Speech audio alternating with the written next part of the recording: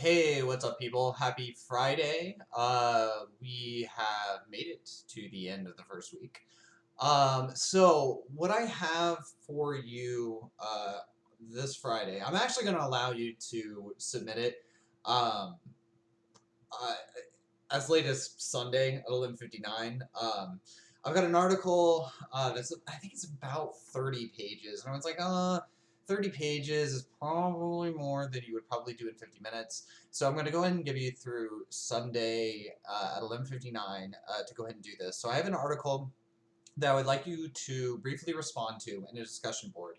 Um, so the article is by Johnson. It's called "The Trouble We're In." Now, one of the things that you'll probably immediately notice about this article is that it is not explicitly about education. In fact, it's not really about education at all, at least not on the surface. Now, it is the case that one of the key goals for me in this class is that you learn to think holistically when it comes to education. And I'll actually define the term holism more in detail a little later on. But what thinking holistically means is making connections, realizing that everything in society is ultimately connected to everything else in society. The same way that, every cell in your body and every organ in your body is connected to every other cell and organ within your body. Every social institution in society is connected to every other social institution. And there's very little that happens in one social institution that doesn't have some sort of butterfly effect that ends up impacting every other social institution, most specifically education. And in fact, education is uniquely susceptible to downstream effects from other things that happen in society because literally everybody participates within the institution of education at some point in their life. Most of the time, multiple times in their life, they partake in the institution of education. So what I want you to do primarily with reading this article in the response is starting the process of thinking holistically. And so I'll go and actually read the prompt that I'll want you to respond to. So discuss how one of the examples of privilege in everyday life noted by Johnson may trickle down to impact educational inequality within a community. Which of the two forms of privilege discussed best categorize this example? Now, for the second sentence there, you're just going to have to read the article for context to get the two forms of privilege that Johnson discusses. But for the first part, really the main part here, I don't necessarily expect you to have like a super sociologically informed answer. This is more of a mental exercise than anything else to get you thinking about how privilege in society can manifest itself in schooling. Because it inevitably does. And we're going to go over the course of the semester, dozens of ways in which this occurs. But I want you to start making those connections based on what you already know. One of the beautiful things about sociology is the study of everyday life. It's not the study of something that's really difficult to access or see. It's not like we're studying, microbes you need a microscope in order to see.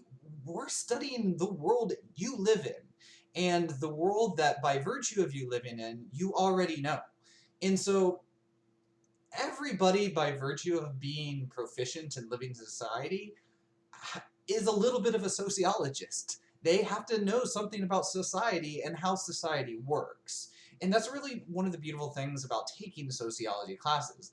You guys are not formally trained sociologists or social scientists of any kind yet, maybe in the future, but you still know the world that you live in to a certain degree. In order to survive in this world, you have to know how society works to a degree, and you have to know the connections within it. And so I want you to use that knowledge to read about the forms of privilege that Johnson is discussing and thinking about the implications that it could have in schooling. And it's there. And I'll go and tell you there's no wrong answer here. I just want you to, really make a good faith effort to start making these connections based on what it is that you already know.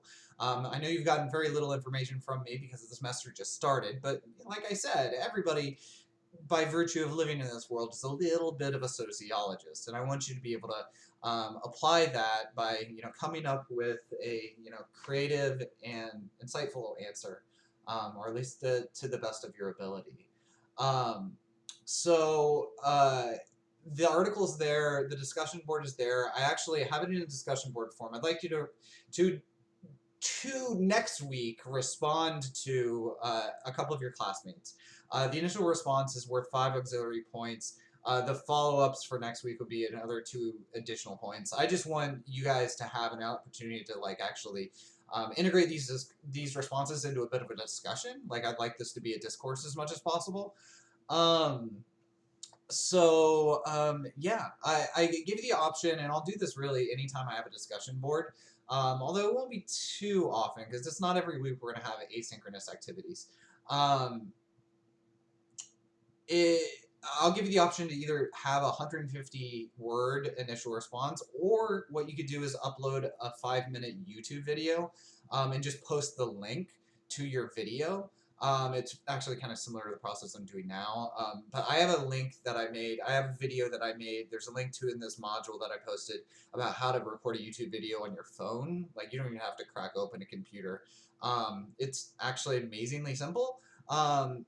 When I did this with the grad class, I had quite a few students that actually really started to prefer just giving responses on YouTube over the phone because A, it's less typing, and B, especially if it's something you have a passionate opinion on, you kind of want to be able to deliver it with some nuance, have people see your face, and it's kind of like that CNU ethos of we should all have quality interaction with one another and get to know one another.